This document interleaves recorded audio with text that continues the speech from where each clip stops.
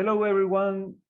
In this opportunity, we have the honor talking about the AUKUS initiative with James Holmes, professor of the US Naval War College and author of important books like Maritime Strategy and Red Star over the Pacific, a classic. Professor Holmes, how the AUKUS initiative affects or reinforce the security and stability of the Indo-Pacific? Well, I mean, I think it's one way to think about strategy, and especially alliance strategy, is a way of basically messaging, sending a message to target audiences. And of course, the chief target audience in this case would be in China, basically sending it by banding together to build nuclear submarines and develop other capabilities within the English speaking world. Basically the remnants of the former British Empire.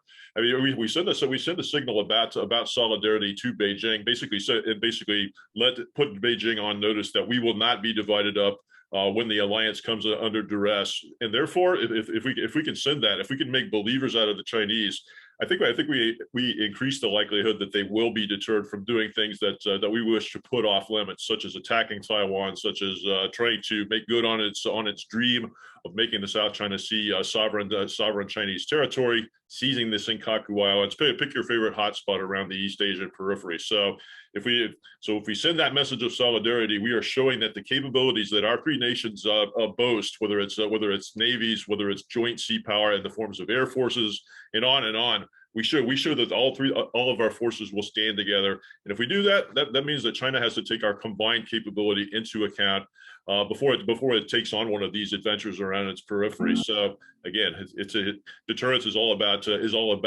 it takes place in the minds of target audiences, not only the country you're trying to deter, but also think about what signal that sends to the rest of the region. It shows Vietnam and the Philippines and other friendly countries that we will be there for them. We will honor our commitments to them. And I think that's why I think it's a really good thing. I like the submarine deal and all that kind of stuff. That's capability. But I think the political messaging is perhaps even more important, showing China that it can't simply isolate one of our countries and wage a one-on-one strategic competition. So the politics is extremely important. And do you think this initiative is going to expand in the near future with countries like Japan or Indonesia or India? Because today we have a Quad meeting in your country.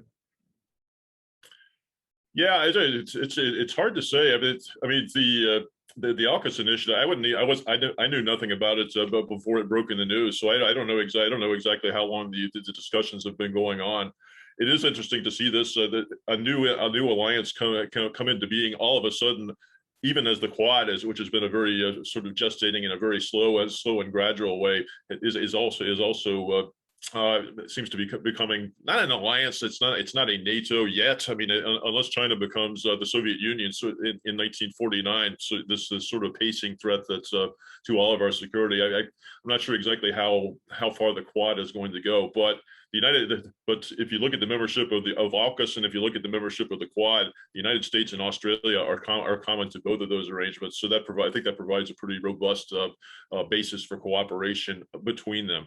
The real wild card, I think, is India, and India is for a variety of reasons, including sort of cultural frictions during the Cold War. India has been really reluctant to go very fast, cooperating with the United States and other outside powers in the Indian Ocean. China, in a sense, I welcome China's misbehavior because it is driving India closer to the Allies. But at the same time, there's kind of a cultural break on India's joining into too fervently into an arrangement that might drag India into something that it doesn't want to be dragged into. So I think we'll just have to wait and see. I've done Quad meetings and all these sorts of things, and we all get along very well. So I think there is some basis for closer cooperation, but a lot of it's up to China. If China were to sort of back down on things like prodding India across the land frontier in the Himalayas, I think India might actually slow down its its progress towards becoming a more forceful member of the Quad. But China doesn't seem to be able to restrain itself, so I think that the progress will keep going. Actually, the progress with India has actually been moving along at warp speed by what you would have expected 20 years ago, when we were not on awful terms, but again, still that cultural baggage was inhibiting things. So, but yeah, we'll just have to wait and see. AUKUS is brand new. The Quad is sorting out what it is, and I guess we'll have to see. I certainly would like to see Japan brought into AUKUS as well. That would be sort of an obvious addition. South Korea, if we could do it as well, that would be a great addition as well. But we'll have to see. What about France? Because it's very angry these days and use very strong words for the AUKUS initiative. Do you think it's a good idea to look for a future cooperation with France and to integrate France in a new security architecture in the Indo-Pacific? Because France is an Indo-Pacific power. European, but is in the Indo-Pacific with different islands. Well, I mean, the short answer is yes. We should be looking for every opportunity to cooperate with France. As I said, I don't know anything aside from what everybody reads in the press about the way this deal came about. I was asked about this during a maritime conference in Italy, a virtual maritime conference in Italy last weekend. I was on the panel, and a French admiral was on the panel, so therefore I became the face of AUKUS and everything. But I said, that's if we really did not disclose what was going on, the negotiations leading to AUKUS to Paris, to France, that is a shockingly undiplomatic thing to do. I mean, just to sort of summarily cancel a weapons deal for building submarines for Australia. If we really did not consult with them for on that deal at all, if we just sort of did it in public, that's just a terrible way to handle relations with our oldest ally. France is our oldest ally here in the United States. You just don't do that. That's a major unforced error on the part of the U.S. administration. However, the other thing I would add is that I think the French submarine deal was going to die anyway. The costs had gone up, depending on who you believe, costs had gone up 50% or more before they even started building the submarines. It was becoming increasingly obvious that they needed nuclear-powered submarines if they're going to operate in the South China Sea for any length of time. The Royal Australian Navy is going to operate in the South China Sea for any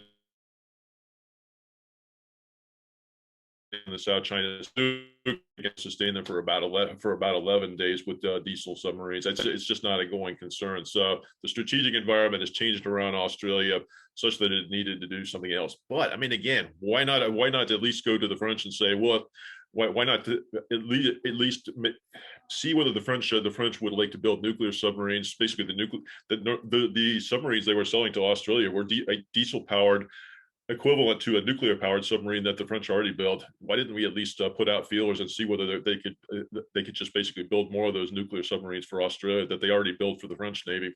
I don't know. Yeah. So again, I think the way it was handled was terrible. But I think that ultimately it was probably not, the deal was not going to happen as it was originally agreed. In 2016, I think it was 2015, 2016. I just don't think it was going to go through. Australia was within its rights under contract to back out of the deal anyway. But again, you don't just sort of torpedo a deal overnight with your closest ally, one of your closest allies. We need France. I mean, France has a huge footprint in the Pacific. It has a capable navy. It operates a nuclear-powered aircraft carrier and nuclear-powered submarines. This is not somebody you want to alienate, but I think we have. And finally, Professor, what do you think about the impact of the AUKUS on peripheral countries like Chile, which work with the United States at the sea in different exercises as RAINPAC or Teamwork South? At the same time, we have our economy very linked to China. Yeah, it's an interesting question. I obviously I'm all in favor of Chile and other Pacific powers in South America linking up with AUKUS to the greatest extent possible. I mean, it only makes sense. You all are a Pacific power. We're a Pacific power. So is Australia and the UK as well. And obviously the Chilean Navy has a long history of working not only with the United States Navy, but also with the Royal Navy, as well as a common heritage between the Chilean Navy and the Royal Navy because of your founder, Thomas Cochrane. So there's an excellent basis for cooperation and operations. You all have held tactical and operational command at RIMPAC. I mean, there's just a solid basis on the functional level for us to work together. But as I think you're implying, and you're absolutely right, you know your situation better than I do. But economic dependence of Chile on China. And this is something that China has played very well. If it can get foreign governments foreign countries such as Chile to entangle their fortunes with China on the economic level, everybody wants to be prosperous. Everybody wants economic development. That gives China political leverage because it can in effect threaten to withhold that cooperation, withhold that prosperity if Chile does things that displease China, such as working with AUKUS potentially in the South China Sea or somewhere else like that, let alone helping defend Taiwan. So there's in a sense, it's sort of a game of two-dimensional chess between security and diplomacy and between economics on the other side. And I think that puts your government in a tough place. And this is something. In fact, I rather admire this. That China actually played that economic card very well. I don't approve of the purposes behind China's economic diplomacy, but I very much respect and even admire how they have done it. This is something the United States has got to get right. I was never as down on President Trump as a lot of people, but you know what? With pulling out of the Trans-Pacific Partnership and not replacing it with some other economic arrangement was a major mistake. Commerce is a major driver of sea power, if not the major driver of sea power. If you take that economic, that commercial aspect out of sea power, you got a void, and somebody's going to fill it, whether it's China or perhaps even Russia, somebody like that. So we need to patch that up pronto. I don't see a lot of progress towards doing that. Good things are happening on the military and diplomatic front here in the United States, but the economic part, I think, is very much wanting, and we need to fix that. Well, thanks a lot for your time, for the opportunity to talk with you about this important issue, the AUKUS. Thanks again, and see you soon in Chile. I hope so. Yeah, I absolutely hope so. And in fact, when the pandemic recedes, you will not keep me away. And I would just like to greet all my friends in Chile and look forward to meeting you sometime soon. Okay. Well, thanks a lot.